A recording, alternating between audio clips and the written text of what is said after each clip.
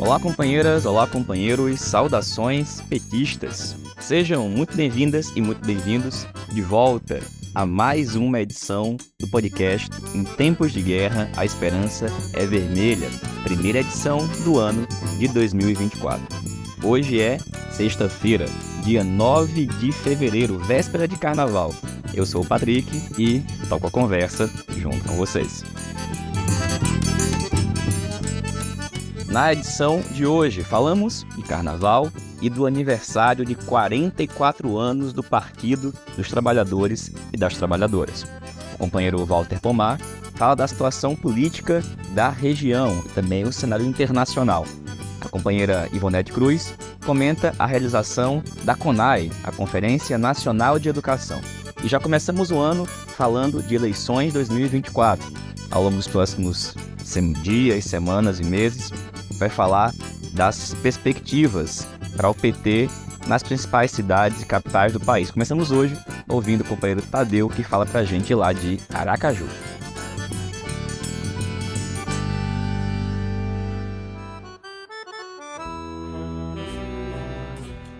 E pessoal, pouco mais de um mês, né, sem a gente se falar, sem se encontrar. Muito bom reencontrá-los, reencontrá-las, saber que tem muita gente aí nos escutando. E bom, não tem momento nem oportunidade melhor de retomar o podcast do que as vésperas do Carnaval 2024. Carnaval que esse ano coincide com o aniversário de 44 anos do PT.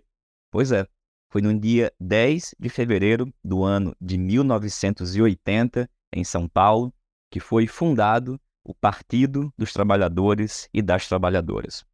Nosso PT surgiu no mês do Carnaval, não foi no dia, porque naquele ano de 1980, o Carnaval começou poucos dias depois, no dia 19 de fevereiro. Mas convenhamos, né? O partido que é responsável por organizar amplos setores da classe trabalhadora brasileira, por buscar realizar transformações profundas no nosso país, está muito associado à perspectiva de alegria e felicidade do nosso povo. Por isso, nesse ano 2024, em diversas cidades do país, nós vamos, literalmente, né, botar o bloco na rua. Diversas cidades do país estão organizando bloquinhos, blocos, fanfarras, clubes, agremiações para celebrar os 44 anos do nosso partido. Muito importante falar isso, em especial porque 2024, após 44 anos de existência, o PT mudou bastante. Certamente o partido de hoje não é exatamente aquele fundado há 44 anos atrás. Muita coisa mudou. E convenhamos, companheirada, o presente e o futuro do partido está em disputa.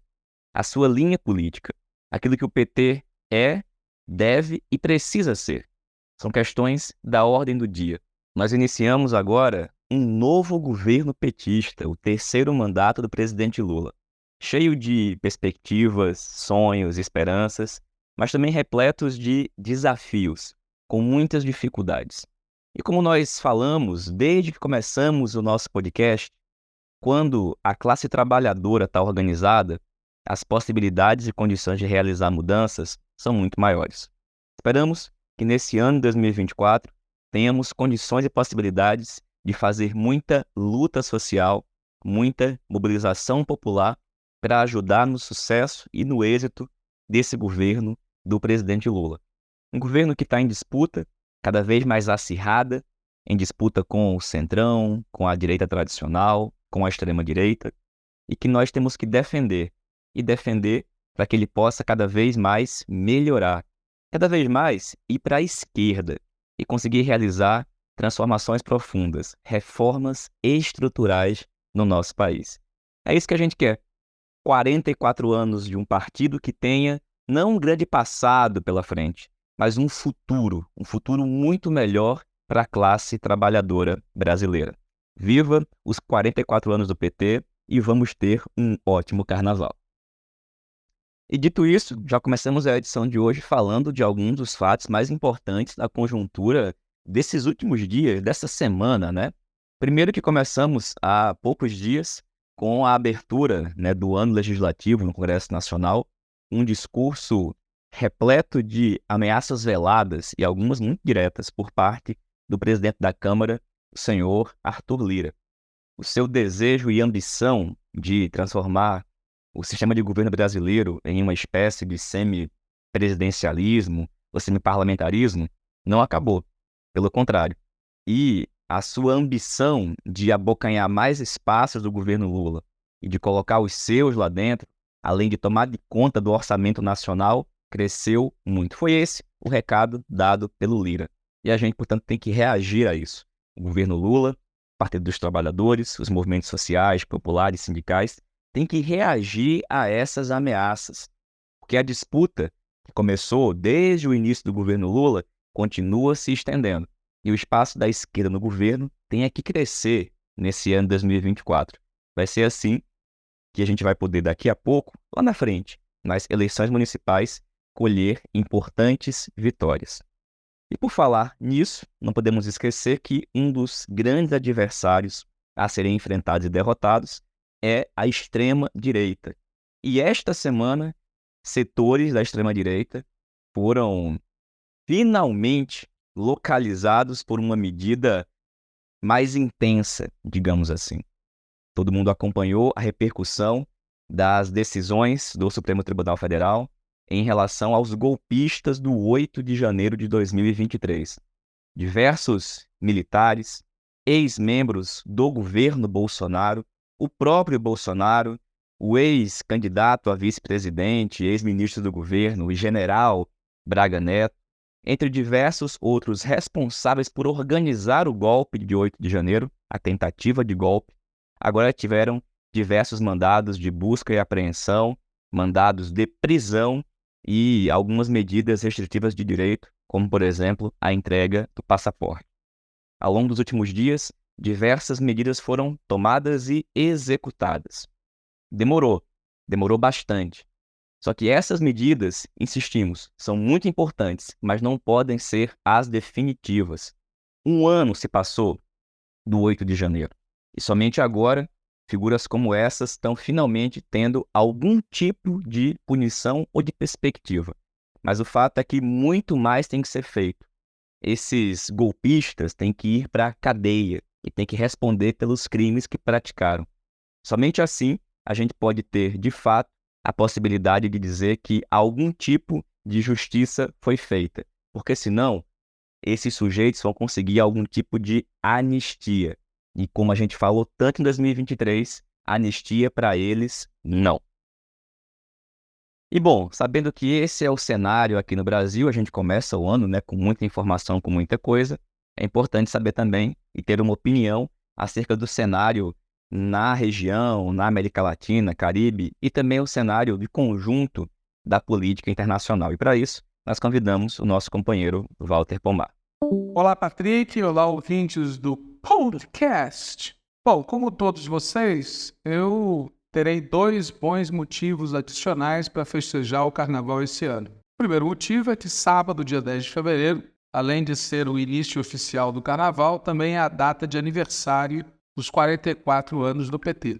O segundo motivo é a operação ocorrida nos últimos dias, que finalmente bateu nas portas de alguns fardados mais graúdos. Agora, embora seja Carnaval, a gente não deve nos fantasiar de poliana e achar que tudo está no melhor dos mundos. Pelo contrário, a situação política segue muito complicada, a situação econômico-social segue muito complicada e vai ter reação dessa extrema-direita, vai ter consequências. E por isso mesmo, o que a gente não pode fazer é baixar a guarda e passar o pano. Exemplos de passar o pano foi a declaração atribuída a um importante dirigente petista, cujo nome não vou citar, pois afinal ele depois disse não ter dito o que a imprensa disse que ele disse, embora ele não tenha pedido à imprensa que desmentisse.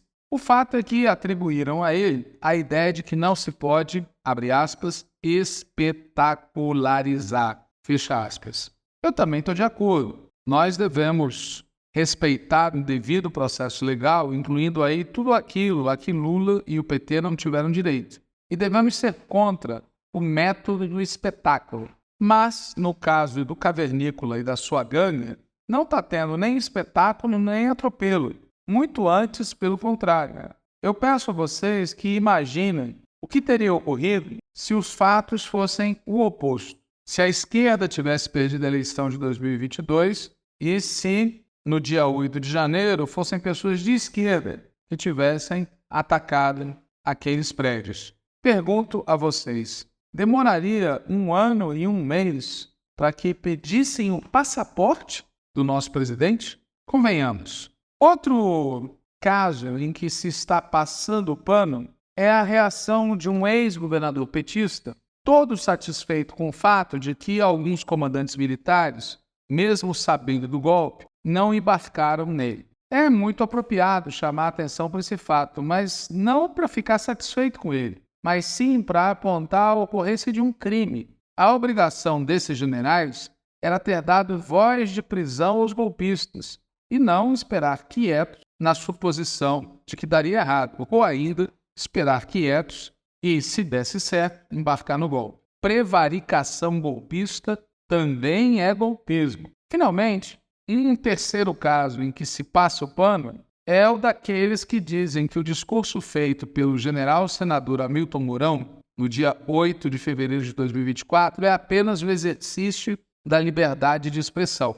Nesse discurso, Mourão conclamou os comandantes militares a não se omitir perante a condução arbitrária de processos ilegais que atingem seus integrantes ao lado da justiça militar. Fecha aspas. Bom, o que significa não se omitir fica claro no contexto do discurso do general senador. Discurso em que ele fez várias referências a Hitler, a China comunista, a União Soviética e, inclusive, invocou o espírito do tenentismo contra o que ele chama de revanche histórica das oligarquias. No caso do general senador Hamilton Mourão, cabe tomar imediatamente as mais duras medidas jurídicas e políticas. Afinal, esse roteiro é conhecido e não é apenas discurso.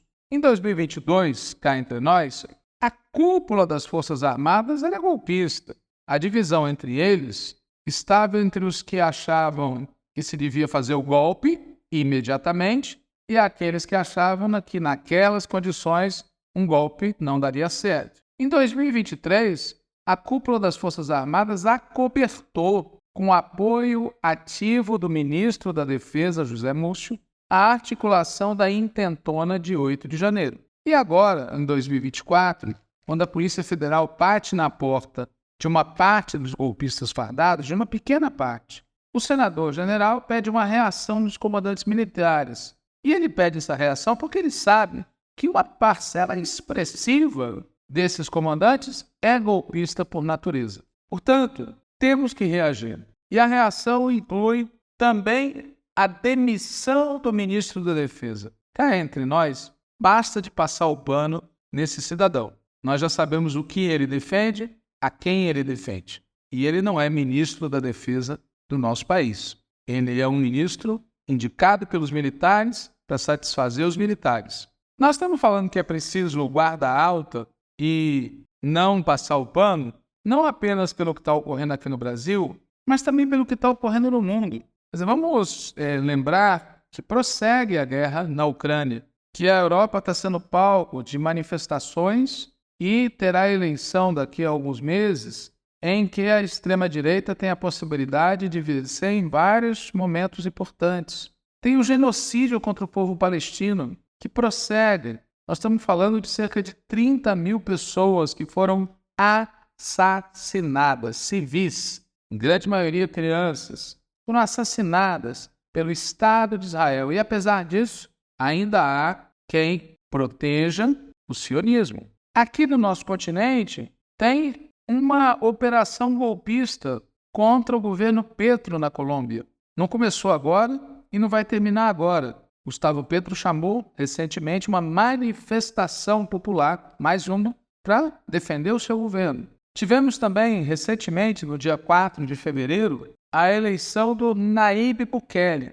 Essa eleição não poderia ter ocorrido, porque a Constituição de El Salvador proíbe a reeleição. Só que o cidadão, além de ter invadido o Congresso, colocou a sua força no Congresso para alterar a composição da Corte Constitucional, que, por sua vez, fez vista grossa ao fato de Bukele sair candidato à reeleição, mesmo que isso seja proibido. E Bukele usou e abusou na campanha eleitoral do fato de ele estar usando de mão dura contra o crime. Que o crime é um problema em El Salvador e em outros países atravessados pela pobreza e pelo neoliberalismo, ninguém tem dúvida. E ninguém tem dúvida também que uma parte importante da elite, inclusive daquela que sustenta presidentes como Bukele, tem laços promíscuos com crime. Mas a gente conhece bastante situações em que os que criam a dificuldade oferecem facilidades. E é isso que o Bukele está fazendo, usando a repressão violenta contra o crime para aproveitar e reprimir o povo trabalhador e a esquerda e habituar o país a um ambiente ditatorial. Quem fala isso? Ele próprio, que se apresenta como um ditador cool. Notem que a imprensa que fala grosso contra governos de esquerda que eles consideram autoritários, esconde ou não fala nada sobre o que está acontecendo em El Salvador e também sobre o que está acontecendo no Equador, onde há uma situação similar em que o governo neoliberal de Noboa enfrenta o crime organizado e começa a utilizar isso como ativo eleitoral. Outro exemplo de situação tensa na nossa região é a Argentina, onde, depois da eleição de Javier Milei e da sua posse, ele baixou um paquetaço de medidas que ele esperava aprovar no Congresso, não conseguiu fazê-lo, pelo menos não conseguiu aprovar como um todo, e a situação, a queda de braço, segue bastante dura, envolvendo uma forte mobilização popular, uma resistência da bancada oposicionista no Congresso Nacional e disputas dentro do campo de direita, entre os ultradireitistas e a direita, que é barra pesada, mas não é tão ultra assim, e setores oportunistas que fizeram parte do governo anterior, mas já estão negociando, né? Então, o quadro na região é um quadro muito difícil, muito tenso, e por isso a gente não pode nem vestir fantasia de poliana, nem baixar a guarda, nem passar o pano. Infelizmente, passar o pano é o que aconteceu recentemente no Chile. Todos devem ter acompanhado a grande tragédia ocorrida no Chile, um grande incêndio, mortes, uma situação terrível, mas os meios de comunicação chilenos, uma parte deles pelo menos, preferiu dar mais destaque para o falecimento e o funeral do ex-presidente Piñera. Piñera era presidente e, como presidente, tem direito a um funeral à altura. Até aí vai. O que é muito bizarro foi ter visto na guarda de honra do caixão onde estava ali o cadáver do Piñera, vários ministros do governo Boric, alguns deles militantes da esquerda, que lutaram nas ruas em 2019, quando houve o estalido social, e viram o que fez o presidente Piñera para reprimir o estalido social. Quase 500 chilenos foram alvejados propositalmente nos olhos pelos carabineiros. Quase 500 pessoas perderam total ou parcialmente a visão. O governo Piñera, um governo neoliberal, um governo autoritário, um presidente envolvido em inúmeros casos de corrupção, em inúmeros casos de desrespeito aos direitos humanos, saiu do seu mandato com menos de 5% de aprovação popular. E como é possível que a esquerda passe o pano a um cidadão assim? Assisti há pouco um vídeo em que alguém dizia, inclusive, que Piñera era uma espécie de Leonardo da Vinci chileno. O passar o pano ficou mais explícito no discurso oficial feito pelo presidente chileno Gabriel Boric, em que ele disse que, como oposição, como sucedeu outras vezes em nossa história, em meio da vertigem política, durante seu governo, as querelas e as recriminações foram, em algumas ocasiões, além do que era justo e razoável. Aprendemos com isso e todos devem fazê-lo. Como parlamentar, ocupei a posição de oposição a Sebastián Piñera. Não me arrependo disso, porque assim funcionam as democracias, mas ocupar a cadeira presidencial, entretanto, me permitiu compreender e aquilatar melhor Sebastião Pinheira, e com ele todos os presidentes e presidentas que o antecederam. Convenhamos, esse tipo de frase que coloca no mesmo patamar um herói como Salvador Allende e uma figura como Sebastião Pinheira é um escárnio. E dizer que aprendeu a aquilatar melhor depois que sentou na cadeira de presidente só faz sentido se depois de ter sentado na cadeira de presidente o Boric tenha mudado um pouco de lado. Enfim, é mais um exemplo dos que passam o pano. De toda forma, o ambiente está quente e vamos aproveitar o carnaval e festejar muito e se preparar para lutas cada vez mais renhidas. Valeu, Walter. Obrigado, companheiro. Bom carnaval para você também. E do Walter, a gente vai escutar agora a companheira Ivonete Cruz, integrante da Direção Nacional da CUT e também da CNTE, a Confederação Nacional dos Trabalhadores e Trabalhadoras em Educação, que participou da Conferência Nacional de Educação, a CONAE, uma importante atividade, um importante espaço nacional para o movimento de educação e que, cumpriu um importante papel lá ao organizar os professores, professoras, demais profissionais da educação, trabalhadores em educação, para lutar pela reforma do novo ensino médio, pela revogação, do novo ensino médio e para disputar espaço e denunciar a presença negativa das fundações privadas, uma fundação lema no Ministério da Educação. E aí, com a Ivonete, que a gente escuta a partir de agora. Olá, Patrick. Olá, ouvintes do podcast. De volta aí na sexta-feira de carnaval e trazendo aqui as últimas informações da Conferência Nacional da Educação, a CONAE, que ocorreu de 28 a 30 de janeiro de 2024. Primeiro, colocar que a Conferência Nacional da Educação foi um espaço construído pelas conferências municipais, estaduais e regionais, onde foram eleitas as delegadas e eleitos os delegados para participar da etapa nacional. Além dos delegados e das delegadas, participaram também observadores e observadoras. Foi um espaço muito importante, muito importante. Era visível a euforia, a alegria das pessoas que fazem a comunidade escolar, que debatem educação no Brasil, de voltar a se encontrar num espaço de discussão das políticas públicas da educação, algo que não acontecia desde o golpe. Por outro lado, é importante colocar que a Conferência Nacional da Educação, a partir dos debates que ocorreram nas estaduais, nas municipais, nas distritais, na distrital e na nacional, aprova um documento base bastante importante, com eixos muito importantes para a reconstrução da educação no Brasil. Foram debatidos nos eixos, nos colóquios, nas plenárias, os eixos que discutem vários aspectos relacionados à garantia do direito ao financiamento da educação pública, a questão da diversidade, a questão da construção do Sistema Nacional de Educação, da valorização dos profissionais da educação. Então foram debatidos vários temas e desses temas saiu um documento, um texto base extremamente importante. Agora é importante frisar, o texto base ele é o documento orientador. A lei ela precisa garantir o que está no texto base. O Plano Nacional de Educação, que virá no próximo decênio, ele precisa trazer o que está posto no texto base. Nós precisamos ter um Plano Nacional de Educação que traga exatamente o que foi aprovado nos espaços das conferências, tanto nas etapas estaduais, municipais e distrital, como na etapa nacional. E para isso é preciso construir um forte debate junto ao Congresso Nacional e construir mobilização de massa, debater com a população e debater e ocupar as ruas para defender um plano nacional que de fato seja o plano que foi discutido e debatido através do texto base.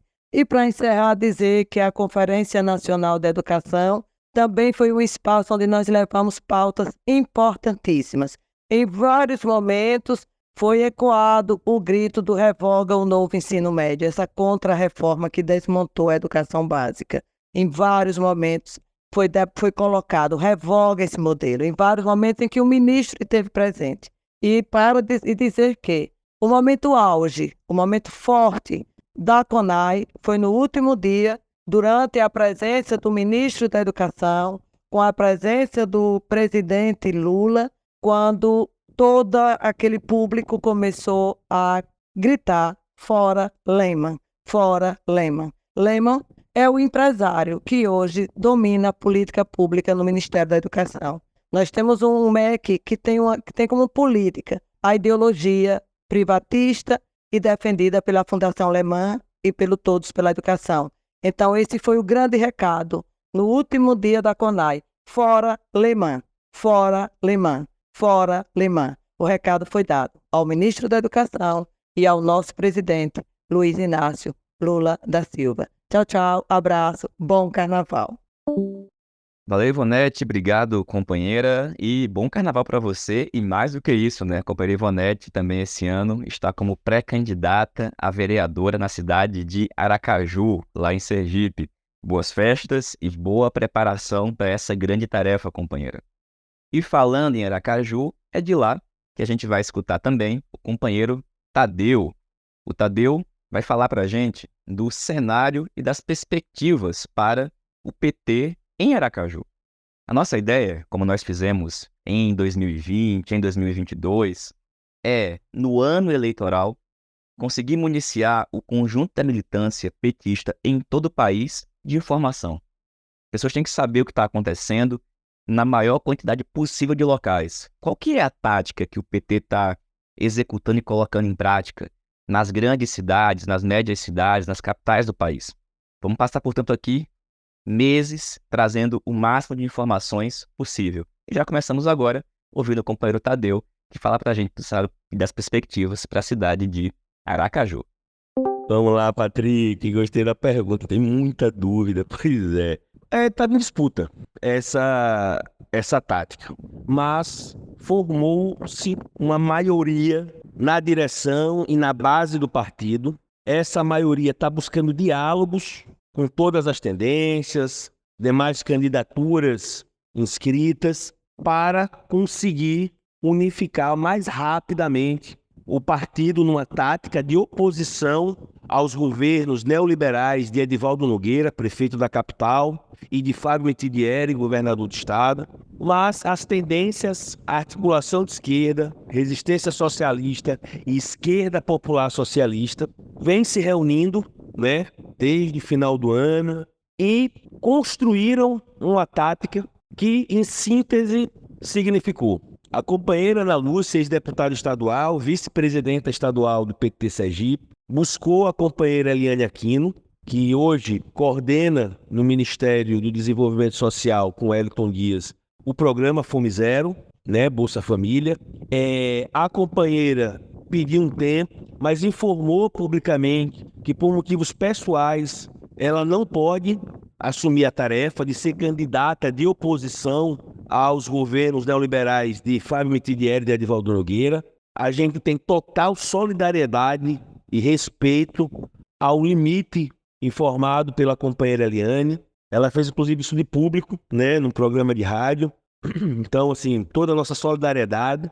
E nesse diálogo que a companheira Ana Lúcia, que muitos outros militantes dessas três tendências teve com a companheira Eliane, nós informamos que ela, se topasse, seria uma candidata de consenso no partido. E informamos que, caso ela não pudesse, né, a gente sabia que ela estava numa situação delicada e estava pensando, nós informamos a Eliane, informamos ao partido de que indicaríamos a companheira Candice para disputar a prefeitura na impossibilidade da Eliane. E assim fizemos, né? Escrevemos a companheira Candice. Candice conta hoje com a grande maioria da direção municipal do PT, do apoio na militância do partido. Por óbvio, como é uma jovem companheira, precisa de muito diálogo com a militância histórica, porque esse é um dos motivos pelo qual a articulação de esquerda sempre fez oposição à antiga maioria, que rachou de cima a baixo, e nós sugerimos uma linha política.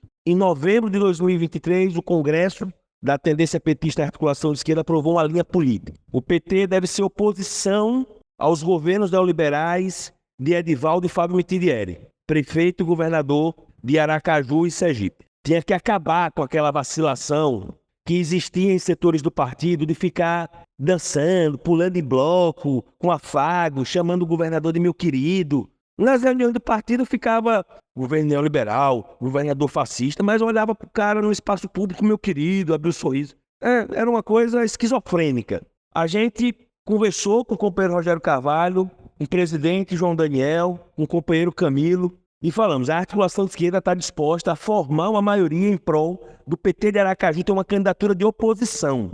Sugerimos aos companheiros essa tática já informada de buscar a companheira Eliane. A companheira nos informou da sua impossibilidade e unificamos na construção da companheira Candice. Estamos no diálogo com os petistas, com os cultistas, com todos os movimentos sociais e populares, para a gente ter uma linha política. Mais do que nomes, é importante ter uma linha política, ter organização coletiva, ter estratégia de luta. Olha o que está acontecendo no mundo e no Brasil, e é isso que a gente vinha dizendo. E a CUT Sergipe, a esquerda do partido, a articulação de esquerda em especial, sempre informava desde 2013 um nível de polarização que acontecia na sociedade, sempre buscando fazer com que fosse prioritária a luta de massas, a organização popular da esquerda. Bom, demorou, mas uma parte da antiga maioria resolveu mudar de linha. E nós estamos juntos nessa tática, nós vamos ter esse calendário. Estamos em diálogo e esperamos que no dia 19 de fevereiro, que é a reunião do Diretório Municipal, a gente chegue em um acordo, uma unanimidade e a gente já saia unificado. Caso contrário, temos já marcado o encontro municipal do PT no dia 9 de março. Vamos seguir as regras estatutárias, certo? Mas com muita democracia e militância na rua. Isso é o que importa. Companheiro Patrick, um abraço. E espero ter tirado as suas dúvidas e as dúvidas de outros companheiros e companheiras do PT. Um abraço. Valeu, Tadeu. Obrigado, companheiro. Bom carnaval para você. Nos vemos muito em breve. E, gente, essa foi mais uma edição do podcast Em Tempos de Guerra, a Esperança é Vermelha. Como vocês sabem, retomamos hoje e temos edições todas as sextas-feiras. Caso você tenha sugestão de pauta e de ideia, é só entrar em contato com algum militante, dirigente da tendência petista à articulação de esquerda. E sendo pedido que você ajude a divulgar o podcast aos petistas, aos militantes de esquerda. Basta enviar o link e seguir o nosso programa lá no Spotify. A gente se reencontra na próxima semana. Um ótimo carnaval, muita diversão, muita festa, muita alegria para todo mundo. Saudações petistas e até mais.